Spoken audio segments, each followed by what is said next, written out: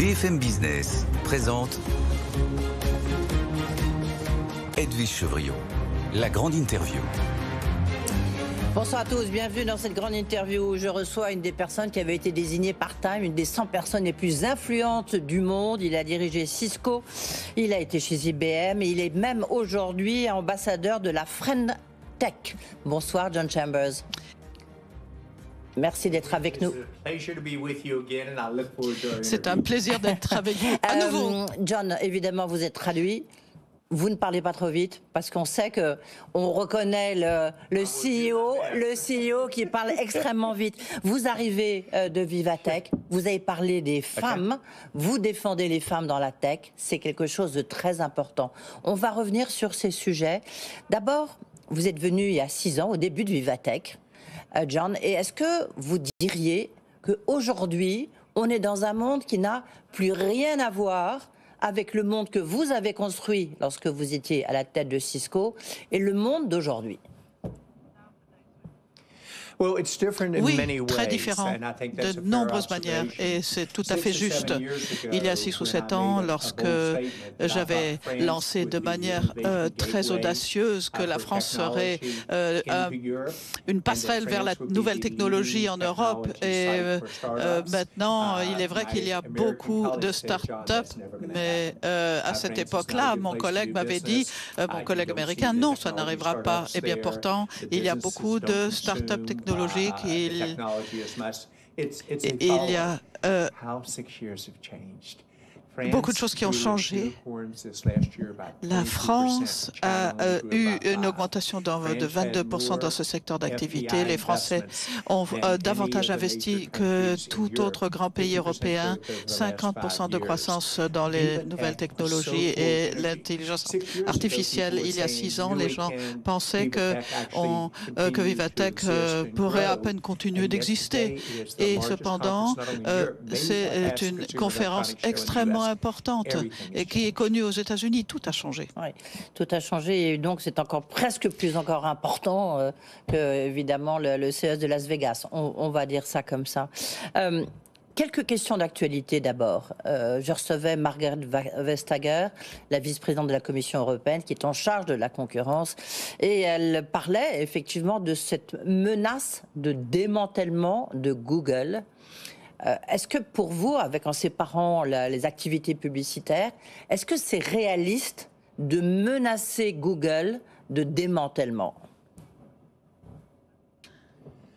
Si vous observez comment on avait commencé à faire connaissance lorsque j'étais à Cisco, il y avait une bonne relation entre l'Europe et les grandes sociétés d'Internet comme Google. Et on trouvait des moyens de se rapprocher et de trouver des solutions.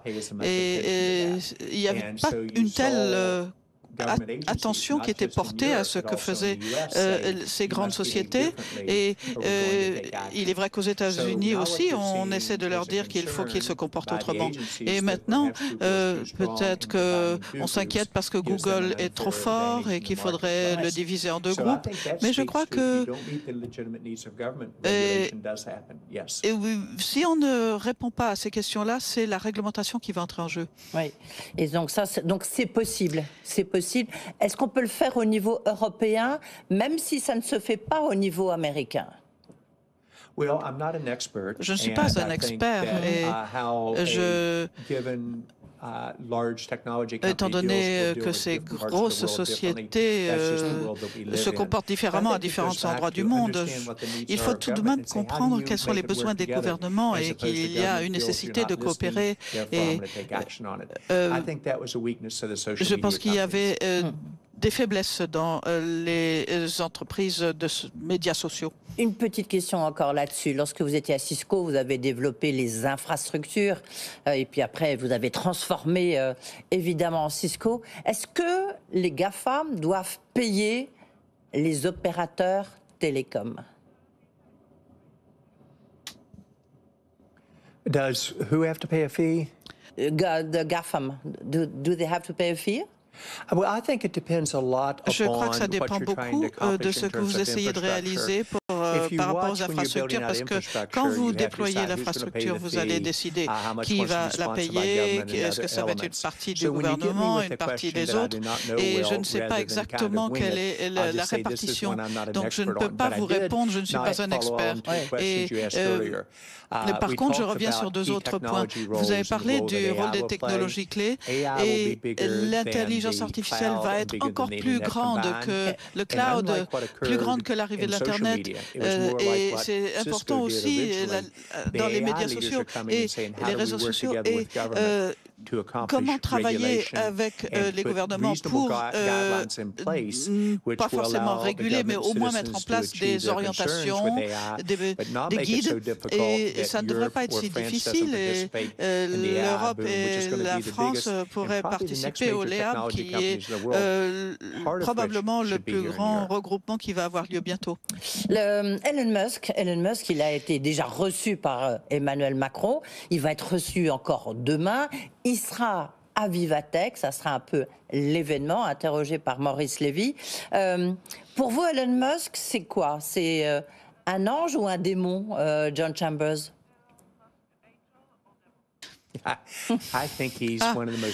Je crois que c'est un des hommes les plus brillants, un homme d'affaires exceptionnel. Bon, il est très direct avec lui. On ne peut pas mettre en cause son incroyable succès avec Tesla, mais il a des opinions très fortes et il faut se méfier parce qu'avec ses dirigeants du business, il faut réfléchir à la perception de l'industrie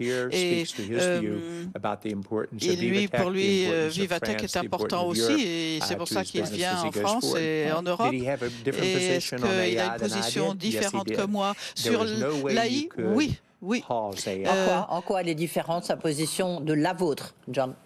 Parce que l'IA était déjà utilisé et impliqué dans les technologies précédentes. Et c'était déjà sorti, même aux États-Unis et même partout. Et les responsables qui l'utilisent, qui s'en targuent,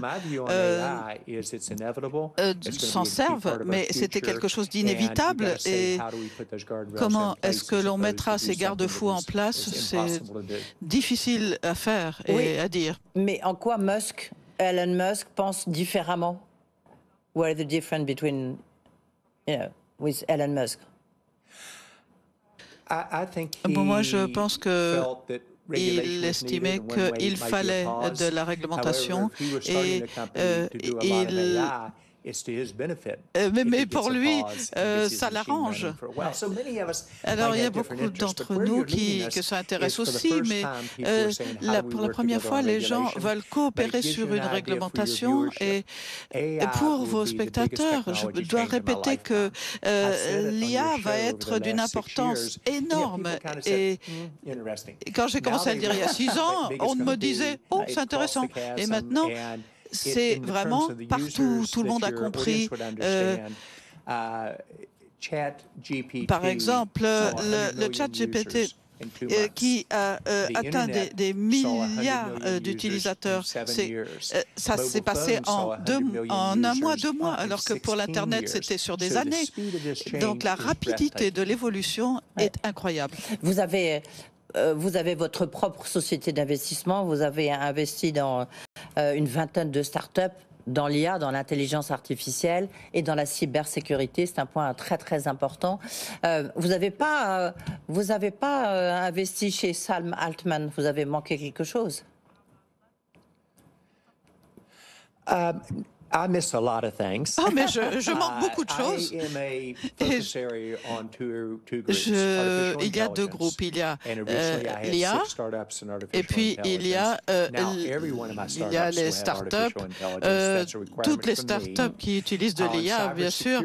Mais cybersécurité, c'était tout à fait autre chose parce qu'il y a eu une attaque sur les agences gouvernementales américaines parce qu'il y avait une défaillance dans le logiciel et donc les cyberattaques sont quelque chose qui vont être tellement présentes que sur les 9 compagnies dans ce domaine, l'industrie de la cybersécurité est quelque chose qui croît de 30 à 300% par an et faire toutes sortes de choses, par exemple copier votre voix, copier votre visage.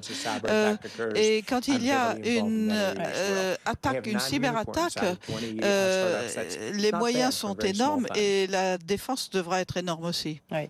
Donc c'est vraiment les deux piliers dans lesquels vous investissez. Est-ce que Vivatech, vous en revenez encore une fois, ça fait le plein, il y a beaucoup de monde. Qu'est-ce qui vous a frappé ? J'ai remarqué qu'on s'inquiétait parce qu'il y a un ralentissement économique. C'est normal, on se fait ce souci tous les 10 ans et on oublie que quand on surcapitalise sur les sociétés, on a du risque et on a le risque de ralentissement et d'endettement excessif. Et ce que j'ai remarqué aussi, c'est la qualité des startups. Elle augmente rapidement. Et il y a eu des licornes l'an dernier, de belles réussites. Et c'est dans toutes sortes de domaines technologiques qui n'étaient pas encore présents avant. Et il faut se rendre compte que les licornes, quand elles sont mises en bourse, elles arrivent à se situer très haut parmi les 10 premières au monde. Il est intéressant de voir qu'à Vivatech, je crois que grosso modo 25% seulement des startups sont consacrées à l'intelligence artificielle. Est-ce que ça veut dire que les 75% autres sont en fait sont voués à disparaître? In terms of AI focused on no, you just one quarter focus on AI, and so what the other one. In fact, les autres, en fait, qui ne s'intéressent pas à l'intelligence artificielle, elles n'ont pas d'avenir. They're not going to drop dead at all. It's a great question. Elles ne vont pas tomber tout d'un coup, parce que c'est une bonne question, parce que ce qui se passe, c'est que petit à petit, toutes les entreprises vont devenir IA. Et on en est tellement au début de cette nouvelle ère qu'il y a 5 ou 6 ans, par exemple, on commençait tout juste à réfléchir à la cybersécurité, donc c'est beaucoup trop tôt, pour dire cela. Et que ce soit pour les gouvernements ou pour les startups, l'IA est leur avenir et en fait, il ne faut juger de rien. Toutes les sociétés vont faire de l'intelligence artificielle. Quels sont les... Même très vite, elles vont le faire. Ils sont déjà en train de s'adapter. Vous avez peut-être entendu parler de cette société qui s'appelle Mistral AI, d'intelligence artificielle. C'est 3 Français qui en un mois ont créé leur société. Ils venaient de Google, de Meta. Ils sont revenus en France. Là, ils viennent de lever 100 millions de dollars. Est-ce que ça veut dire que la France est très attractive justement aujourd'hui ? Je pense que la France a augmenté son attractivité dans les années récentes et que s'il y a 3 personnes comme cela qui viennent des grandes entreprises de médias et qui arrivent à lever 100 millions de dollars, ce qui est pourtant difficile, c'est que la France est très attractive. Mais il faudra qu'ils le mettent à bon usage. Et il a fallu 3 à 6 ans pour que l'Europe se situe où elle est et je crois que l'Europe va aller vers l'innovation et comment est-ce qu'on va suivre ce mouvement et même le faire aller plus vite. Le président de la République Emmanuel Macron hier a annoncé 500 millions d'euros pour créer des clusters pour développer des startups en espérant qu'il y ait 1-2 startups qui deviennent une norme internationale. Est-ce que ça vous paraît encore une fois réaliste ? Je pense que c'est réaliste, tout à fait. Et ça, il n'y en aura pas qu'une ou deux. Je pense que la création d'emplois vient des startups et qu'on soit dans n'importe quel secteur, que ce soit l'espace et que ce soit le monde postal ou autre, il n'y a pas d'évolution aussi rapide. Tandis que là, ce mouvement qui se crée avec des investissements venant de l'étranger, c'est excellent. Et vous avez Vivatech ici qui est le portail vers cette innovation. Et les startups, il y en a beaucoup qui commencent très bien. Et je pense que la France a vraiment, je lui donne de bonnes notes. Et j'adore l'idée des startups dans l'intelligence artificielle. Pareil aux États-Unis d'ailleurs. Donc c'est un exemple où la France est meneuse. Est-ce que ce qui me frappe dans vos propos, c'est que vous dites c'est la rapidité à laquelle tout est en train de changer. Les chefs d'entreprise, les dirigeants qui nous écoutent ou qui nous regardent, vous leur dites, mais dans 6 mois, à la limite, ce que vous faites aujourd'hui sera complètement différent à cause de l'intelligence artificielle?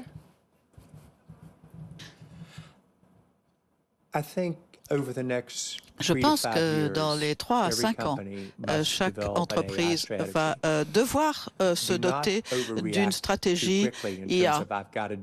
Et on ne peut pas tout déterminer dès maintenant, mais ça va venir. Et il faut mettre en place les organisations le permettant. Et j'étais un visionnaire et j'ai parlé à des PDG pour qu'ils conçoivent leur rôle comme passerelle pour tout cela. Lorsque les machines, on aura des machines qui feront le travail à notre place, qu'on ne se fera plus mal au dos, on n'aura rien à porter ou rien de lourd à faire. Et tout cela, ça va venir. Et les entreprises doivent y penser. Et ceux qui ne bougent pas ne prennent pas le bon chemin. Il faut accompagner ce mouvement ou l'anticiper. Et par exemple, pour l'exemple des call centers, l'intelligence artificielle va bien améliorer l'expérience des utilisateurs. Les clients seront plus contents. Et quand j'en ai parlé à une de mes sociétés, on s'est dit que pour les relations business-business,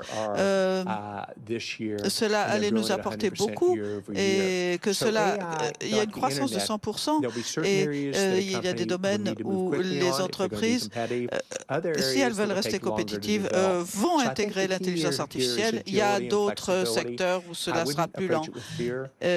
En tout cas, il ne faut pas avoir peur. Il faut savoir créer du rêve, mais ce n'est pas du rêve. C'est s'ouvrir vers l'avenir et ce sera le résultat sera la création d'emplois. C'est vraiment se poser la question comment créer de l'emploi. Oui, ça a tout à fait du sens. Justement, il y a beaucoup d'inquiétudes pour savoir. Alors, encore une fois, on cite les études de Goldman Sachs et autres sur l'impact sur l'emploi. Pour vous, ça sera un impact positif ou dans un premier temps un impact négatif et puis peut-être après l'émergence de nouveaux métiers?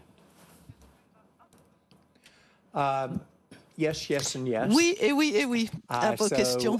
C'est-à-dire que comme l'Internet, au début, et pendant 5 ans, avant que les gens aient compris comment ça pouvait marcher, j'ai essayé de leur expliquer que ça n'éliminait pas l'emploi, ça créait de nouveaux emplois et qu'il y avait des emplois qui se perdraient.